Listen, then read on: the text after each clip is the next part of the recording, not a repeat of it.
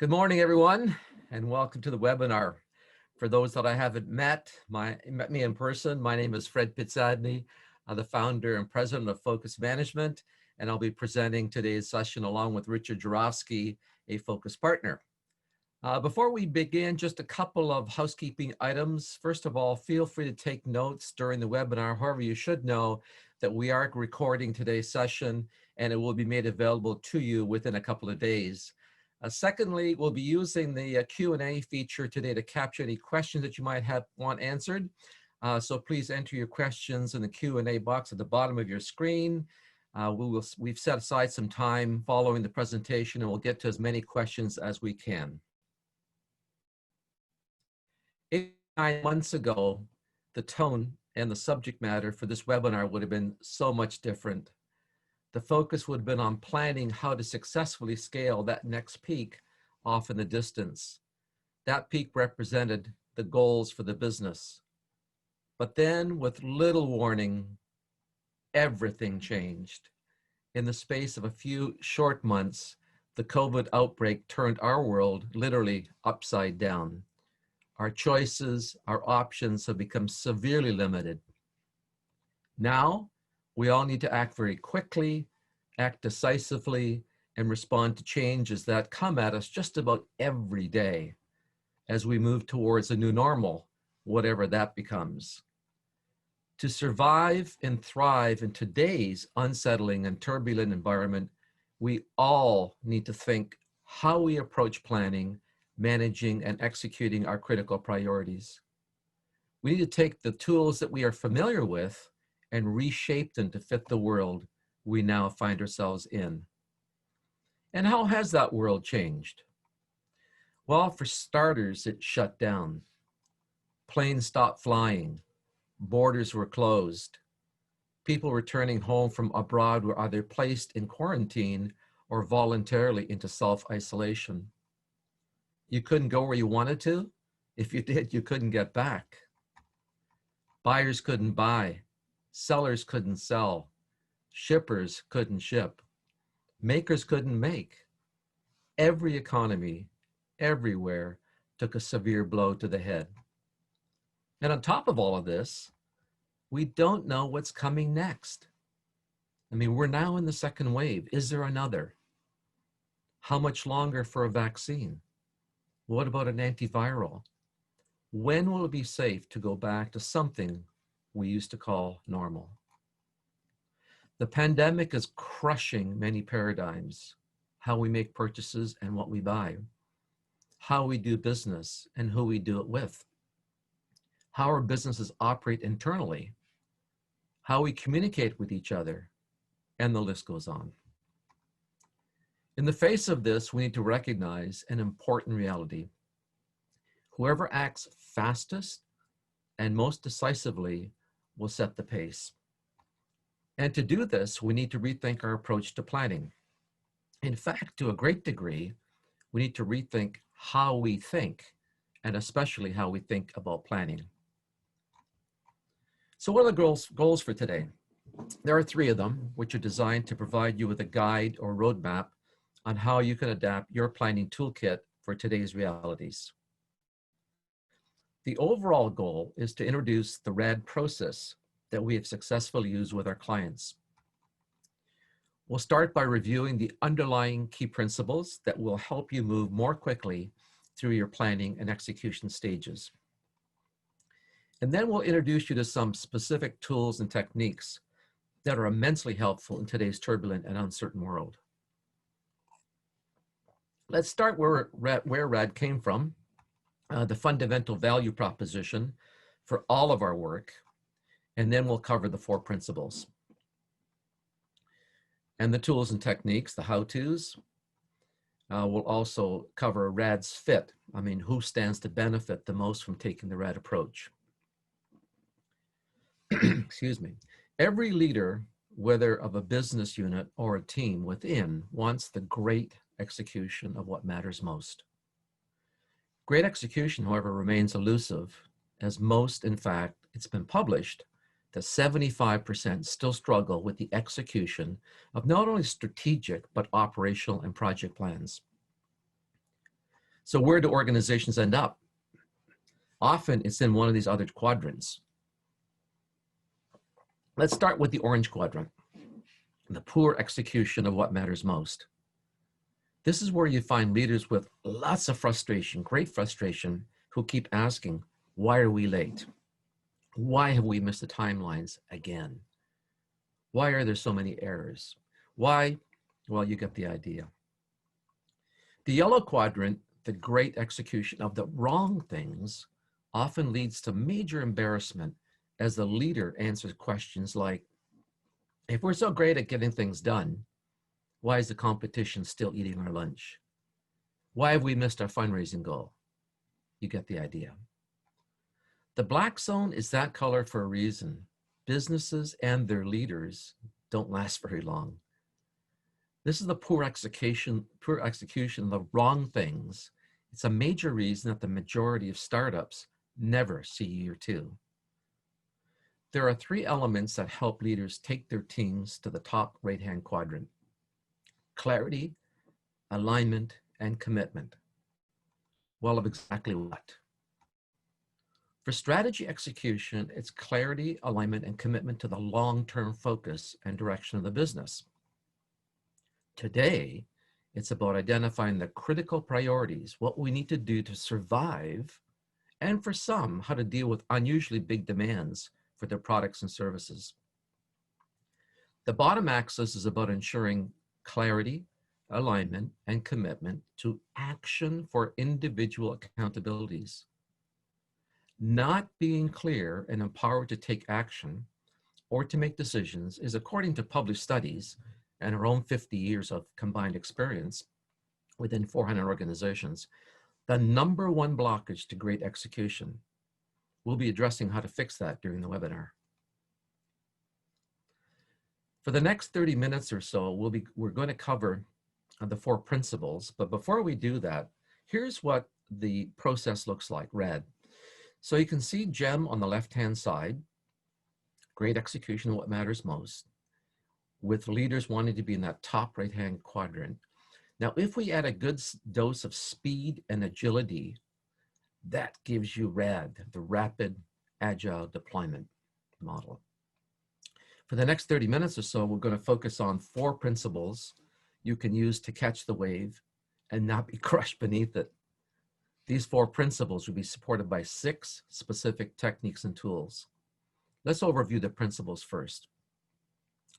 First of all, engage your people in the process of planning and deploying your plan, and do it early. You know, we've heard a lot of talk about employees and engagement over the last decade. Mostly empty words, as most organizations are not really doing a better job at it than they were at the turn of the century. Not when it comes to real, meaningful engagement. Quickly means exactly that. Quickly, fast, rapid, not weeks or months, but days. Power through the execution by doing a few critical processes, doing them right, over and over again. Planning sessions should be short bursts, 1 to 2 hours long, maybe perhaps 90 minutes, not 1 or 2 days as we are accustomed to. You've all heard the saying, no plan survives the first engagement with the enemy, or variations on that theme. Well, it's more than a truism. A plan that fails to address the rapidly changing realities on the ground is worse than useless, is downright dangerous. Agility and responsiveness will rule. The 4th and final principle: nothing stops a great plan achieving the success it deserves more than the people charged with its execution having only a vague idea of the authority they have to make decisions and to get important stuff done. We'll cover how to fix that today. So these are the 4 principles. Let's dig into them and put some meat on the bones. There are 2 reasons, important reasons, to ask your people about their views and their ideas. The first is they really want to be asked. They want to feel that someone actually cares about what they think. I mean, in their position, wouldn't you? The second reason is they know things that you don't, not because they're necessarily smarter, but because they're often closer to the action, closer to the customer with suppliers and competitors. The last thing you want to hear during a debrief, especially of a failed initiative, is this: I could have told you that. You never want to hear those words. It only makes sense that if you ask questions, you need to listen to the answers. Nothing turns people off more than taking the trouble to respond to a question only to be totally ignored. Most of us have that experience. It's not pleasant. That must not happen. It's crucial to respond in some fashion throughout the entire process. Ask people early enough in the process to make their input useful. This is during the assessment stage, prior to putting pen to paper and creating a plan to take the business forward. This should be one of the very first things you do. There are a variety of tools, many available at low cost, that can be used to gather this input. SurveyMonkey is one, and there are others. Keep it simple. Don't make it too elaborate or complicated. Ask a few questions and make it clear as to why the answers matter. We'll look at a couple of examples in just a minute. Whatever information you gather, it needs to feed into your battle planning. Now, why do we call it battle planning? Well, for us, it conveys a totally different level of intensity than conventional strategic planning. You know, this isn't about winning the war. It is about achieving the success we need today that creates a secure and positive tomorrow. The first thing we need to do is quickly come to grips with the situation we find ourselves in particularly 5 key areas of importance. First of all, what is life like for our customers? I mean, how are they being affected? How are their attitudes, their preferences, and behaviors changing? What new challenges are they having that might represent opportunities for us? Maybe their need for what we do has decreased or perhaps increased due to the present situation. For instance, the dramatic drop in commercial and civil aviation has had a terrible impact on companies that service and repair aircraft components like wheels and brakes. Sailmakers, on the other hand, who have the capability, have gained from the surge in demand for covers to protect engines as aircraft sit idle. What about our suppliers? We depend on them to operate our business. So how are they holding up? Do we need to be looking for alternatives? We can't afford to have a supply chain that is unreliable due to capacity constraints. As borders closed, many experience logistical nightmares and still have been able to establish a secure supply of materials and components. What about our competitors? Are they showing any sign of weakness that we could exploit? Have their service levels dropped significantly? Are they losing customers? Is there a fire sale opportunity out there? You know, maybe we can snap up some smaller companies that are struggling so that we can expand our reach. If we don't, someone else might. One of our clients, a maker of plumbing products, experienced a huge increase in demand for their products. In fact, the president says it's kind of like drinking out of a fire hose. And this happened because many of their competitors were either unable to operate or had their supply chains disrupted. Their big challenge, and put this one under nice problem to have, was how are we going to make enough of our product quickly enough to take advantage of this windfall? What about our people? How are they doing? This has been a very stressful time for many, perhaps all of us. Are we doing what we can to help them through this? For example, one of our clients shifted work hours to help those who were having difficulty managing childcare.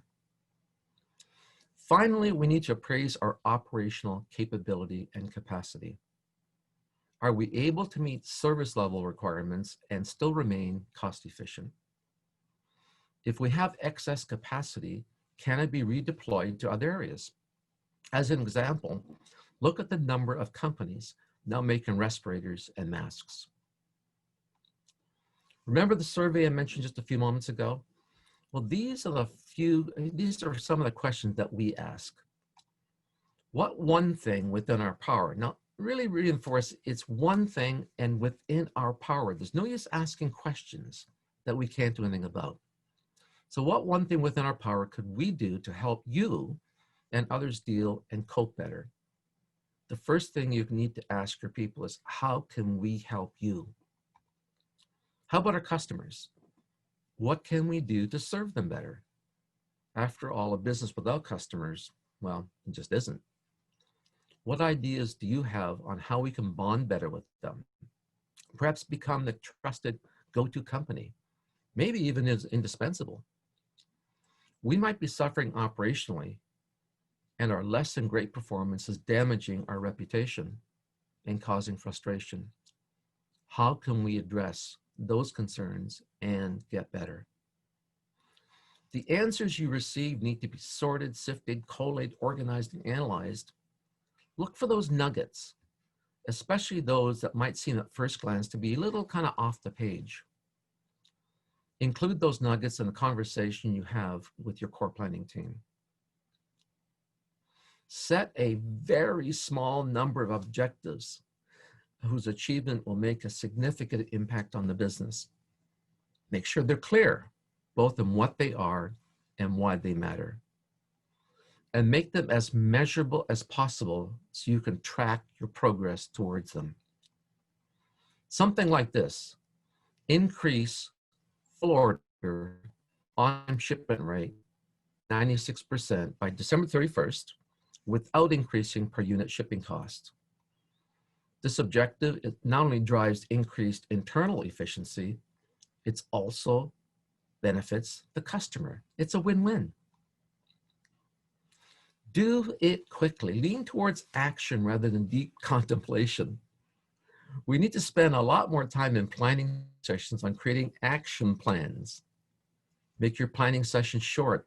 As I said earlier, 1 to 2 hours. 90 minutes is actually a great target. And place them in a tight timeline, whatever you can accommodate. Think about doing 2, even 3 sessions in a week during the assessment and planning stages.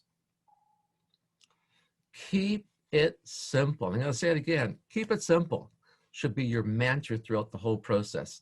You know, a beautiful plan on paper breaks down if people aren't clear on what they need to do and how the various elements need to kind of fit together to be successful. In a moment, we'll look at some very powerful yet simple ways of ensuring clarity of your plan. The most common cause of execution failure is that people don't know what's expected of them, as simple as that seems. They're not sure about the authority, what they're supposed to do, or the authority that's available to them.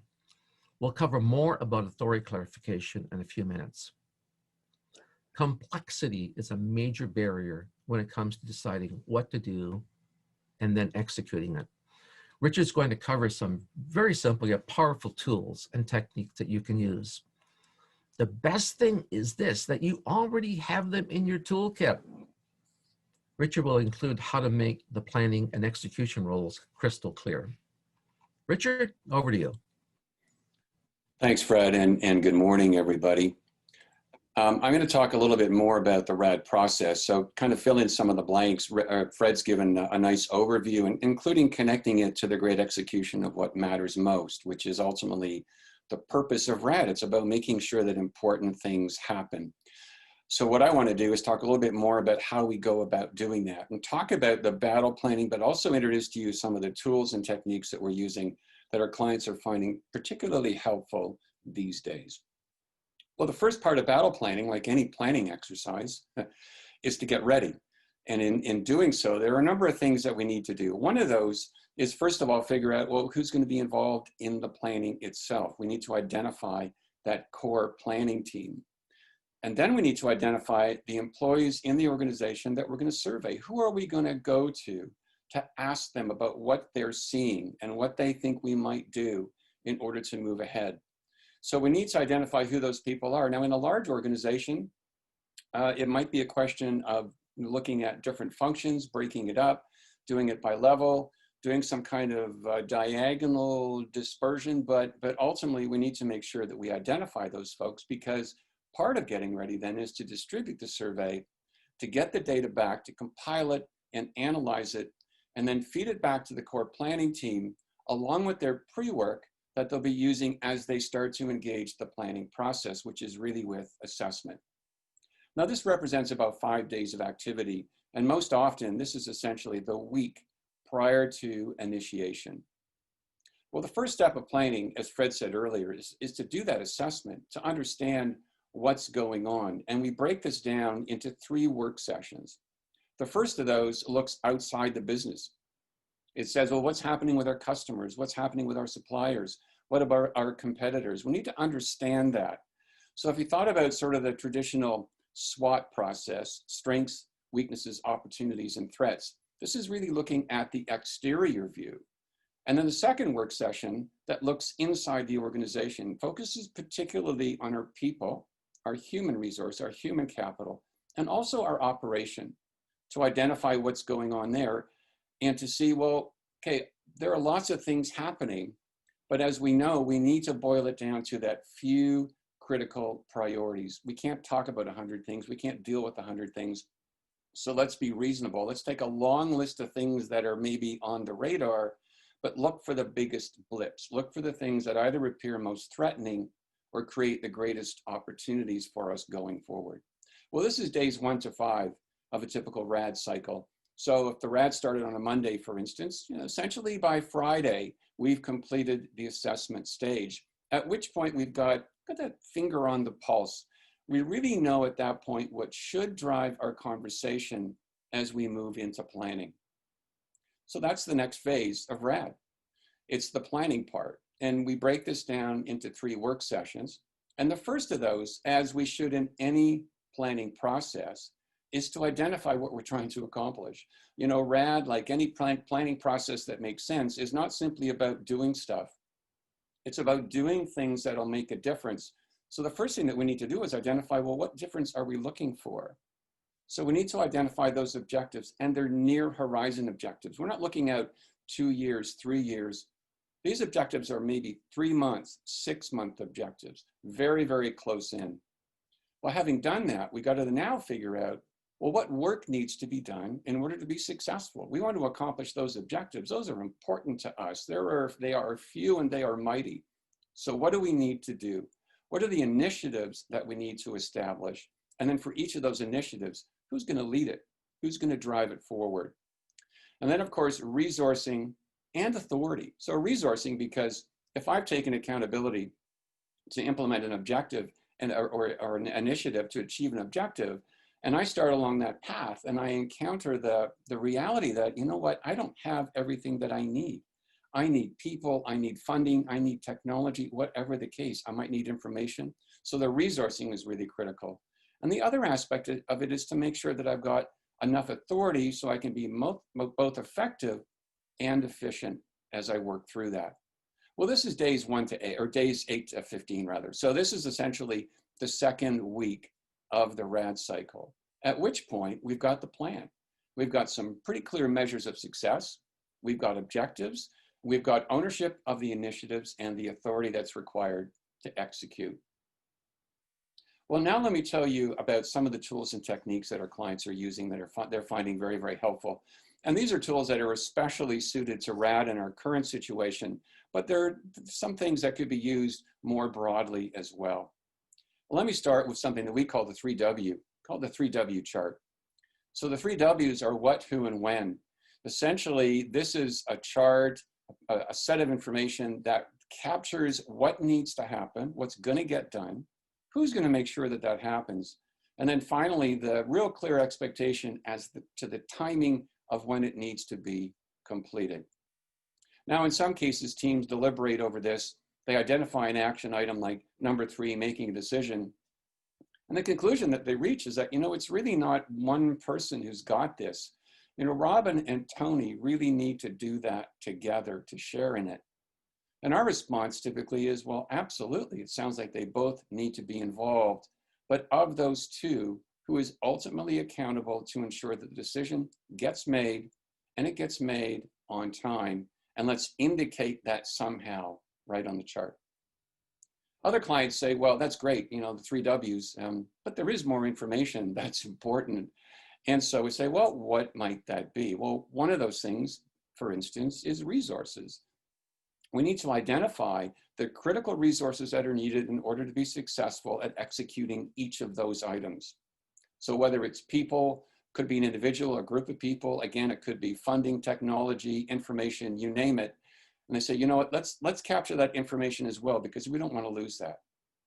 Well, often what happens is that 3W, you know, it can be managed as an Excel spreadsheet very, very simply, and I can sort, sift, collate, I can generate graphics until the cows come home. I can do all kinds of things with it. Other clients will actually take the information from that and move it into a project management application, because that's the way they like to manage projects in their organization. So that's the 3W. Here's another tool, and it's called rules of engagement. Now, some organizations, in fact, historically, we referred to these as meeting ground rules. We use rules of engagement these days because it fits the motif, I think, of battle planning. It is about being very efficient, doing things quickly and decisively, and moving forward. Well, here are 5 rules of engagements that our clients find very, very helpful. And the first of those is to make your point and do it quickly. Let's not take a lot of time. As Fred said, you know, lean toward action, not deep contemplation, not long conversations, but get to the point. Let's understand it, do something with it, and then let's move on. Feeling comfortable that close is good enough for now. You know, teams get caught up in the pursuit of perfection, working things out to 4 decimal places when sometimes no decimal places at all are necessary. So let's settle for being close. And if we need to work out the details later, then we'll do that later. Keeping focus, no sidetracking. You know, especially in virtual meetings, but in live face-to-face meetings as well. Teams often find themselves wandering far off the agenda. So just to make sure that there's no sidetracking, using a parking lot to capture those things, they might be important. They probably seem important at the time. Sometimes with a little bit of conversation, it turns out, yeah, you know what, it's not that important, or for sure, it might be important, but this is not the time to talk about it. Making sure there's only one speaker, especially for virtual and online meetings, because, you know, whether I'm a participant or a facilitator of that meeting, if more than one person's talking at a time, it gets very difficult to manage it and to figure out where the conversation is and who I should be listening to. And then finally, the 80% rule, and this is a favorite. And it's kind of like number 2, but what it does is it recognizes that conversations and decision-making process, at some point, they hit that, well, really that point of diminishing returns. We just keep going around and around and around. Maybe the team is afraid to make the decision. Maybe they think they've made the decision, but whatever the case, to cut it off and say, you know what, I'm pretty sure we're 80% there. So let's recognize it, let's record it, and then let's move on. Here's another tool that's immensely helpful these days, and it's helpful in a number of ways, but let me give you one example, and that is the fact that regardless of what objective we're talking about, there will always be multiple alternatives, multiple things that we could do in pursuit of achieving that objective. Well, fine, we can't do them all. We shouldn't do them all. Some of them are probably, they work against each other, so it would make no sense to try to do that. Well, given that we've got so many possibilities, how do we work it down to a short, very short list? Well, here's one way to do it. And by the way, we refer to this as Spitball because it is really much like, you know, let's throw things against the wall and see what sticks. So we can use a grid like the one that you see here. This one puts value and benefit on the vertical axis, cost and effort on the horizontal axis, and it says, whatever idea we're talking about, whatever thing we're talking about, we can plot it somewhere on here. So the green zone, first of all, that's the best deal zone. Those are things that, you know, they're going to give us great return and very small investment, low cost.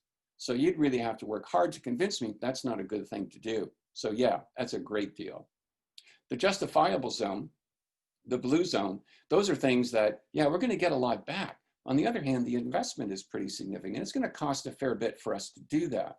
So yeah, it might be justifiable and it may be worth pursuing, especially if we haven't got much over in that green zone.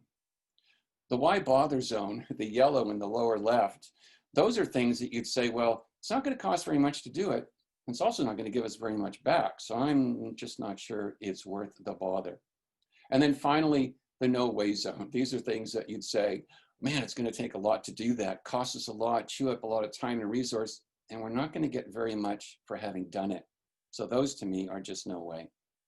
And then of course in the middle, you know, like life in general, there's that gray maybe zone. We're not sure what to do with those things. So we may need to think about them a little more, do a little bit more digging and research into them to figure out exactly where they should be plotted on that chart. Well, let me give you an example. We have a client that was looking at putting in some improvements on their shop floor. So they put a team together and they brainstormed, as would be natural in the early stages of that kind of a project. Well, that team came up with a list of 130 things that they thought could be done. And of course, they stood back at the end of that process and they looked at that list and they said, oh my gosh, we can't do nearly that number of things. What are we going to do to work that list down? Well, they spitballed it. They took that 130 items and they worked it down to a much smaller list. Well, once they did that, they looked at that second list and they said, great, it's still too much. We still can't do all of those things. So they did a second round of spitballing, got a little more critical perhaps, and pushed things around, and then finally figured out, you know what, here are the few things that we will do, and now let's go and execute them and implement them. So that was spitballing for them. Well, fine, we've got the plan, we've spitballed, we've figured out what to do, we've got our action plan. So now we're into the deployment stage. Now it comes down to keeping agile and being responsive. And here are a few things that are really critical. First and foremost, checking on progress often. For us in RAD, it's really short check-ins, for instance, multiple times a week, maybe 2 or 3 times a week. And by short, I mean, they might be only 5 or 10, maybe 15 minutes long. It's about hitting the high points or the low points as you see things at that point in time. Changing the plan if it's not working. You know, the quote that's attributed to Einstein, which is doing the same thing repeatedly and expecting a different outcome, it applies here. It says if we're doing this thing and it's not getting us the result that we need, it might not be the right thing to do. Also might be that it's the right thing to do, but we're not doing it the right or best way. So change the plan. And the third thing is this idea of calling an audible, and we borrow this from North American football. So the scene here is that there's a football game going on. The quarterback has got the huddle, all the players around, and calls a play. They break the huddle, they go to the line of scrimmage, they go down on the line, center goes down over the ball, quarterback looks up over the center at the way the defense is aligned and suddenly concludes, oh no, that play is not gonna work. The way the defense is aligned, they're gonna hurt us and they may hurt us bad. So the quarterback calls an audible. Quarterback uses some coded language, and that's why you see them yelling at the line of scrimmage, looking this way, looking that way. And what they're saying is, hey, everybody, we're no longer going to do that play. We're now going to do this play. Well, 2 really critical things in calling an audible. Number one, it's got to be really loud. Everyone has to hear it. And you'll notice that even in a very noisy stadium, you'll often hear the loud voice of that quarterback calling out. The second thing that's really important is that everyone needs to understand now what to do that's different or differently. So calling an audible is a way to introduce change quickly to the plan, but again, loud, clear, and understood. Let me go on to the 4th principle. Fred briefly talked about this earlier, which is this whole question of delegating authority. And for us, for one thing, it's about making sure that people have enough authority. It's sufficient. We often use the word requisite authority, meaning just right, not too much, not too little. It's that sort of Goldilocks space in between. Being specific and clear. People need to know exactly what their authority is in key areas in which they have to operate. And also the idea of being able to increase authority in order to help people be more efficient and get things done more quickly.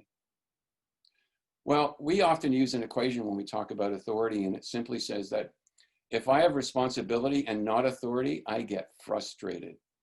If I've been given accountability or responsibility for an initiative and I go to implement it and I discover that I just can't get it done because I don't have enough authority or I'm not clear on what my authority is, it slows me down.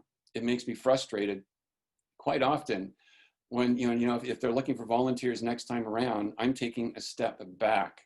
I'm not going to be too eager to find myself in that situation again. Another way of expressing it is that responsibility without authority results in delays. It will slow me down as I'm waiting, as I'm asking permission, as I'm checking, as I'm doing this, that, and the other thing, perhaps quite needlessly. Well, for us defining authority, we like to keep it pretty simple if we can. We break it down into 4 buckets, 4 levels. Level 1, which is just do it. Don't ask me, don't tell me. In certain things, just go ahead and do it. Second one, which is tell me after you've done it. And it's not a courtesy, it's an obligation. So it's you must tell me, not, hey, would you please tell me? Level 3, which is tell me first. And then finally level 4, which is, never mind, tell me what you think the decision ought to be or what we ought to do. And I'll be the one to make the decision as the team leader. Well, let me use an example to help make this nice and clear.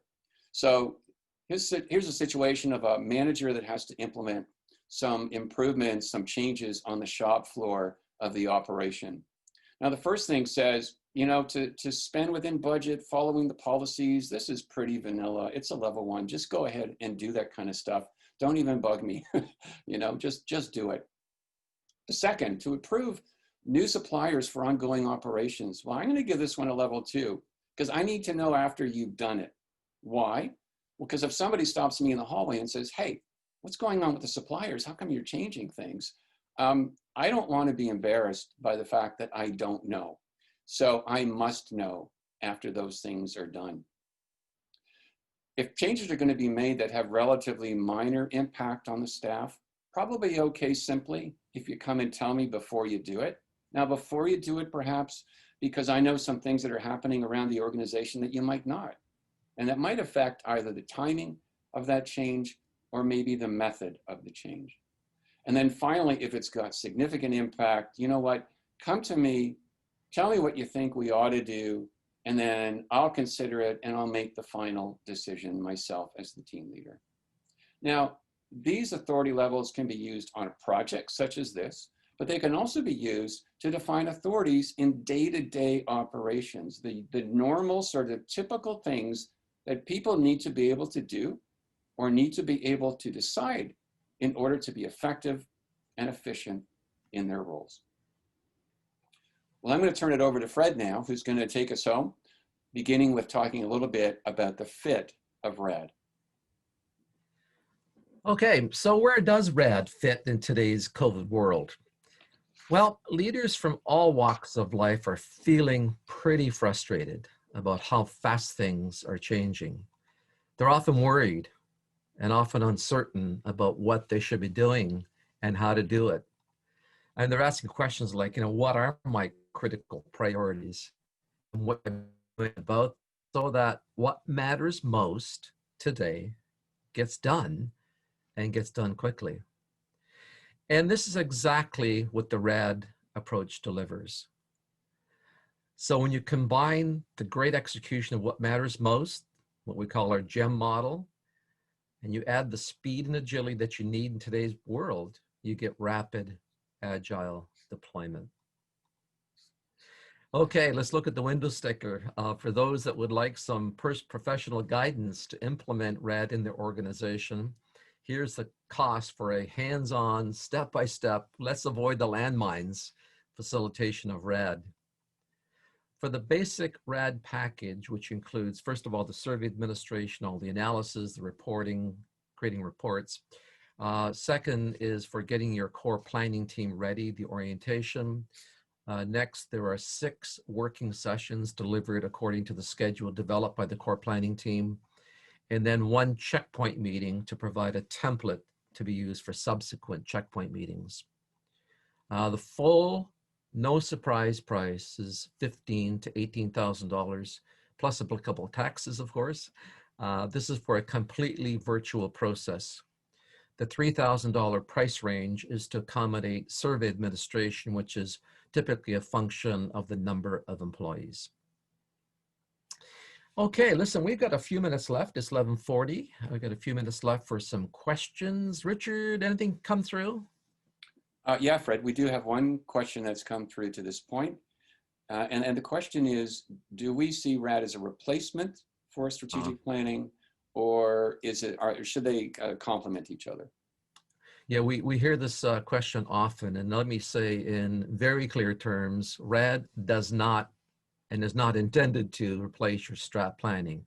I mean, strategic planning needs to take place because it creates the overall direction of the organization and the priorities strategically. Now, what's happening today in today's world is that the strategic planning cycle is kind of shifting. It used to be many years ago, for those who were involved, 5 years, 10 years, 15 years. Recently, it's 3 and kind of even shrinking down to 2 years. So you absolutely want to maintain your strategic plan. You may learn some things during the RAD process that will influence where you're going strategically. And you also may be able to apply some of the techniques that you learn in RAD in your strat planning process. So for instance, Spitball decision-making. If any of you guys have been involved in strategic planning, you know that very often you get into these huge discussions, fine-tuning and debating. Spitball decision-making is equally applicable within strat planning. And there are other tools and techniques that you'll learn with RAD that will make your strat planning process more effective. But again, it's not designed to replace it. It's really designed to focus on today and today's critical priorities and how to make it happen. Anything else come through, Richard? Yeah, thanks, Fred. A second question, which is RAD a sort of a one-time event, or is it something that you would see being repeated in a cycle? Well, RAD can be a one-time event, but we would suggest that once you do RAD and finally get your base down, get your strategy down, that, you know, at the rate that things are changing today, we'd highly encourage you to do a RAD down the road. It might be 3 months, might be 6 months, it might be 9 months. And some of the RAD elements probably need to be repeated quite regularly. So for instance, the checkpointing, right? The fine tuning, changing the call if you need to, those kinds of things. So yes, it can be repeated, should be repeated, and there are some elements that could be repeated individually and by themselves. Okay, those are all the questions for today. Okay. Well, listen, let's just go back to the goals that we set today and see where we are. We wanted to introduce, obviously, RAD to you, which we have. We wanted to share those key principles, the 4 key principles that will help you accelerate your planning and execution. And because you need to have some specific tools and techniques. I mean, concepts are nice, but we wanted to introduce you to at least 6 of the tools that we use during RAD, and we did that. We hope that you found this webinar valuable to you. Please contact us. Here's some information that can help you get a hold of Richard or myself. Thank you very much for your questions. We're going to wrap it up now. So on behalf of Focus Management, thank you very much for taking some time out of the day, and seems very, very hectic these days. Thanks for being with us, and thanks again, everyone. Have a really great day.